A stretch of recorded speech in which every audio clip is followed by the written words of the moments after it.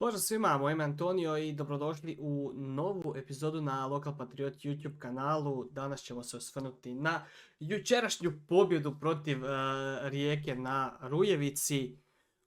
Utakmica koju smo na kraju slavili sa 2:0 i to je najvažnije, odnosno ta vrlo važna 3 boda smo uzeli. Dovezli ih autobusom nazad za Osijek i trenutno smo na +7 od Vukovara. Imamo još svega par kola, bodova je sve manje u igri, mi imamo tu +1 gol razliku, a Vukovar danas od 18 sati dočekuje Dinamo u Gradskom vrtu, gdje ja vjerujem da oni neće uzeti ni boda Dinamo, odnosno da će Dinamo pobijediti tu utakmicu samim time da ćemo mi ostati na tih +7. Pa bi zapravo Osijek trebao, odnosno trebali bi mi ući u nekakvu mirniju završnicu, odnosno da ne moramo baš do zadnjeg trenutka strepiti hoćemo li ostati u ligi ili ne, kao što smo to strepili prije 10 godina. Ali baš sam nedavno, aj prije nego što krenem na utakmicu, čekam, baš sam malo razmišljao. Mi smo se borili 2 godine za ostanak i onda smo 3. sezonu potom imali veliki iskorak. Sad smo se 2 godine borili za ostanak. 26. 27. sezona. Odličan rezultat u ligi. Idemo prema Europi. Borba za neku konferencijsku ligu, grupe, nešto. Sanjam malo, bilo bi top. Morate napisati dolje u komentari, složite sam da bi baš bilo top sad kad bi sljedeća sezona onako pokidala. Ali dobro, vidjet ćemo kako će to ići, kad će nova predsjednica prezentirati planove i projekte. Jučer su završili i izbori u Mađarskoj, pa se tu postavljaju neka pitanja s obzirom da je Orban te izbore izgubio. Znamo svi da je Mesaroš jako dobar s Orbanom, da su Mesaroševi novci dosta proizlazili iz nekih državnih natječaja i svega ostalog, pa ćemo vidjeti kako će cijela ta struktura poslovanja, financiranja našeg kluba funkcionirati. Tako da, ali ne bih sad ulazio previše u to s obzirom da ne znamo koliko će politika u Mađarskoj utjecati prije svega na Mesaroša, pa potom Mesaroš na financije našeg kluba, odnosno kako će se možda vlasnička struktura mijenjati, s obzirom da se i o tome pričalo. Između ostalog sada je neki priča da je možda i Gabor Veh, odnosno otac Aleksandra Veh, preuzeo dio upravljanja klubom, da to više nisu na Mesarošu. Ne zna se, tako da ja ne bih previše o tome, barem ne za sada dok ne dobijemo nekakve informacije detaljnije ili dok se možda predsjednica ne obratni, vidjet ćemo kako će to sve zajedno ići. Ono što bi ja, to je naravno analizirao utakmicu protiv Rijeke koju smo također jučer zajedno gledali, tako da i ovim putem se zahvaljujem apsolutno svima koji su jučer bili i koji su podržavaju, ajmo reći, taj moj format koji pokušavam progurati što je češće i više moguće, odnosno maltene svaku gostujuću utakmicu, onu protiv Dinama. Hvala Bogu nismo se gledali, mislim da ne bi nam bilo zabavno, kao što je bilo jučer. Prije svega, krenut ćemo naše postave koja je bila možda ne toliko očekivana. Krenuli smo u 3-4-3 formaciji, tu smo vidjeli neka imena kojima se možda neki nisu nadali. Malenica, naravno, standardno zacrtana na vratima, mislim da to više ne moramo ni komentirati, kako je Radotić tu. Ali ono što se treba komentirati je Čolina na poziciji stopera, Mersinaj stoper, Kolarik stoper, znači trojica u zadnjoj liniji. Potom vezni red kojeg čine Bukvić i Jovičić kao wingbackovi, Mehija i Petrusenko kao 2 veznjaka i trojica naprijed, odnosno Matković u špici i Jomerović i Akere kao 2 krilna napadača. Dosta zanimljiva postavka, nešto što nismo generalno gledali puno u Osijeku. Nismo baš imali trenere koji su išli sa takvim formacijama igrati, ali to je ovdje stvarno vrhunski funkcioniralo. Radotiću je bilo jasno da naši igrači ne mogu se nadmetati sa Rijekom, da mi tu ne možemo njih dobiti na nekakvu kvalitetu, da mi ne možemo ići u otvorenu borbu s njima, nego da mi moramo ići igrati nekakve polu-kontre. I da trebamo stati u niskom bloku i čekati nekakve naše prilike koje smo u konačnici dobili, srećom ili nesrećom, ali dobili smo ih i mi smo slavili. Ono što je nama krenulo odmah od prve na ruku, to je taj rani pogodak, velika njihova greška u obrani i na kraju Akereu se pisao taj gol, malo se to njemu odbilo od noge, ošlo je uglavnom on je, ajmo reći, uputio loptu prema Zlomisliću, lopta prelazi Zlomislića i ulazi u gol i tu mi vodimo 1-0. Vrlo rani pogled, mislim da je u 5. minuti pao taj gol, mi vodimo 1-0 i meni je bilo sad samo u glavi, ajmo zadržati prednost, nikako ne primiti gol i bilo bi idealno zabiti još jedan. Idealno bi bilo da smo mi na predak ušli s 2-0, naravno nas je Rijeka posjedom i momentumom igre apsolutno ubila, znači Rijeka je gazila, naprijed, Rijeka je imala 75% posjeda lopta, znači Rijeka je odigrala odličnu utakmicu, moramo biti svjesni, ali Osijek je ne u napadačkom smislu, ali u defensivnom smislu odigrao možda i najboljih 90 minuta u cijeloj sezoni, možda u zadnje 2 cijele sezone, gdje si ti konstantno pod pritiskom, pod napadima protivnika i ti stojiš u 2 linije, oni tebi ne mogu probiti blok, osim u par situacija gdje je Malenica čupao. Mi smo tako igrali cijelo prvo poluvrijeme, nekakve stvari koje su nama također išle za rukom u prvom poluvremenu, to su 2 ozljede njihovih igrača, koje su, neko će reći više ili manje, ali su svakako utjecale na našu igru. Ozlijedio se prvo Barišić, ulazi Endokit, zatim je se ozlijedio Fruk, ušao je Gabriel Rukavina koji nam je puno problema stvarao na našoj desnoj strani kasnije, ali smo ga uspjeli obuzdati i nije bio pretjerano opasan, osim u onoj situaciji što je Malenica iščupao. Tako da 2 dobra igrača Rijeke su se ozlijedila, oni su tu već u 2 navrata u prvom poluvremenu morali mijenjati i njima ostaje još samo 3 izmjene, odnosno još jedno zaustavljanje igre, tako da su oni realno smjeli mijenjati na poluvremenu i još jednom u drugom dijelu, ili jednom u drugom dijelu, što su na kraju napravili u 69. minuti.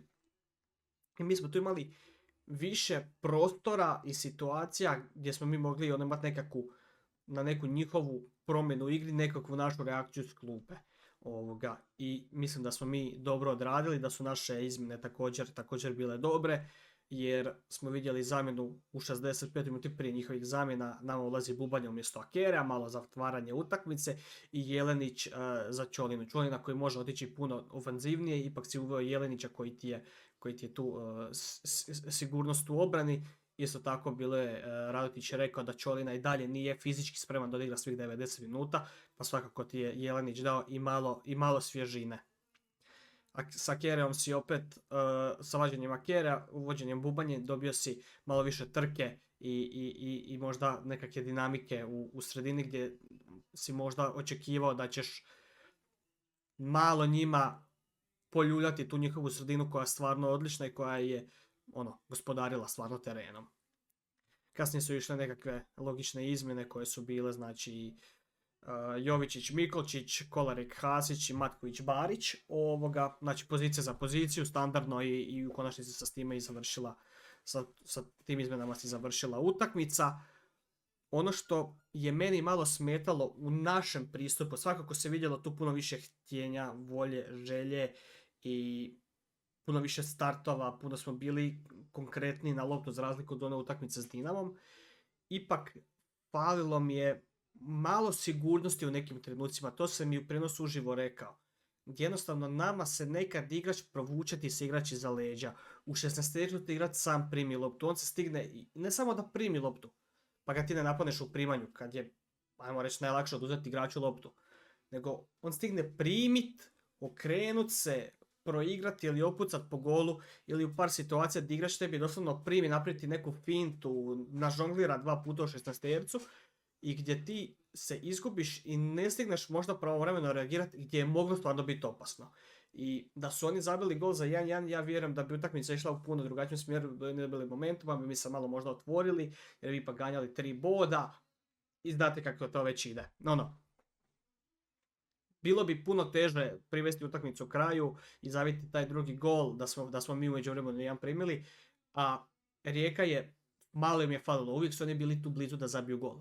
Glavno, mi smo na kraju izlazili u te neke blokove, rješavali smo, Rijeka je imala i ne znam koliko šuteva prema golu koji su odlazili ne u korner nego u out.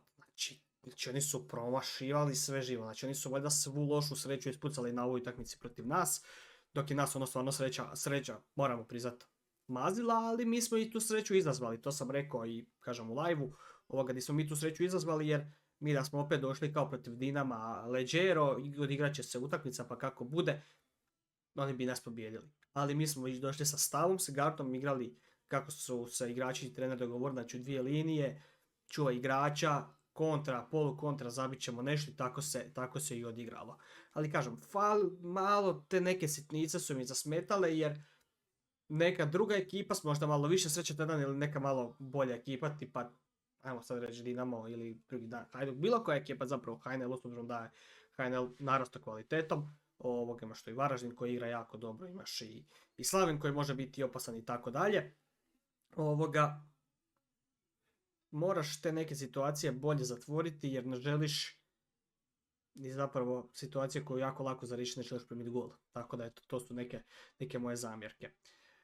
Zamjerka svakako ide u smjeru suca koji Barko je dobio žuti karton za jedan prekršaj i onda za onaj knockout Mikolčića sudac pokazuje u prsa. Znači sudac pokazuje u prsa kada dobije udarac u prsa, a stajao je blizu, vidio je koliko je ta noga išla visoko i meni je žao što je tu posrijedi drugi žuti karton. S obzirom da VAR pravila i dalje stoje zato da se VAR ne smije uključivati kod drugog žutog kartona isključujućeg crvenog, nego isključivo kada je situacija za direktni crveni karton. S obzirom da on već ima žuti, jasna je situacija koja se ovdje dogodila i drago mi je što će se od sljedeće sezone, to jest, mislim da sa svjetskim prvenstvom kreće ta promjena, gdje se VAR smije uključivati, gdje se VAR uključuje u situacijama kada je u pitanju izricanje drugog žutog kartona, odnosno crvenog kartona za isključenje tog igrača. Jer vidjeli smo dosta situacija tijekom sezone, ne samo u HNL-u, nego generalno u svim ligama, gdje se donosi kriva odluka kod tog drugog žutog kartona, gdje možda neki suci onda malo progledavaju kroz prsta, neki startovi jer znaju da je to star za žuti. Ovo nije bio star za žuti, da sad ne lažem, ovo nikako nije bio, ovo je bio za direktni crveni. Ali neki startovi kao, za žuti je samo, bio bi mu drugi, pa je crveni, pa neki suci to progledavaju, VAR se ne uključuje i tako dalje. Tako da mi je drago da će se to promijeniti, da će se gledati drugi žuti kartoni, jer ovo je očigledna pogreška suca. Ovo je pogreška suca gdje je čovjek dobio direktno kopačkom u glavu i ovdje se moralo reagirati. Ja vjerujem da je ovo, da Barko nije imao žuti karton, da bi se tu išlo na pregledanje, da bi to bio crveni karton, jer kopačka u glavu, nema tu priče. Tako da, to su nekakvi moji komentari. Ono što je nekako nas nagradilo, to je u tom zadnjem našem napadu u 94. znači sam kraj utakmice, mi smo brzo izašli van, Omerović je proigrao, Omerović je se lopta vratila, nagradilo ga je, čovjek je zabio gol. Tako da na kraju smo mi i s 2:0 slavili, iako kako je Rijeka igrala utakmicu, očekivalo se možda da će oni zabiti, a mi ne, jer završna statistika je smiješna. Osijek je imao 6 udaraca, 0 velikih prilika i mislim da su svega 2 udarca bila u okvir i imali smo, 25% posjeda lopte, Rijeka je imala 75 i oni su imali XG 0.93, mi 0.34. Tako da Osijek je odigrao daleko od atraktivne utakmice. Ovo je izgledalo nešto poput Mourinhovih bunkera koje on znao igrati. Neki bi ovo prozvali anti-nogomet ili sve, ali ako se stavite u poziciju Radotića, Radotić je napravio briljantnu stvar i njemu čestitam za utakmicu, jer kao što je on preuzeo odgovornost za utakmicu s Dinamom na sebe, tako i ja predajem njemu zasluge za ovu utakmicu, jer je mogao nići standardno 4-2-3-1, nici se tu crijekom i bi popušili 3 komada. Sigurno. Ali on je išao pametno, postavio igru kako treba, znao je kako će Rijeka igrati i on je znao da mi moramo pokušati nešto drugačije. Dao je nekim novim igračima priliku. Kolarik, Jovičić koji se uopće nije naigrao, kasnije uvodi Barića. Znači, to su dečki koji kad dobiju svoju priliku, kad dobiju svoju zadaću, oni će se potruditi, oni će se potući za svoju igru. I Kolarik je stvarno odradio dobar posao. Jovičić, koliko toliko, mislim da to nije neka njegova idealna pozicija, s obzirom da on ovdje mora imati nekakvu defanzivnu zadaću. Ja mislim da je on puno više za neku igru prema naprijed, gdje smo ga čak i u par navrata gledali kod Sopića, ali dobro.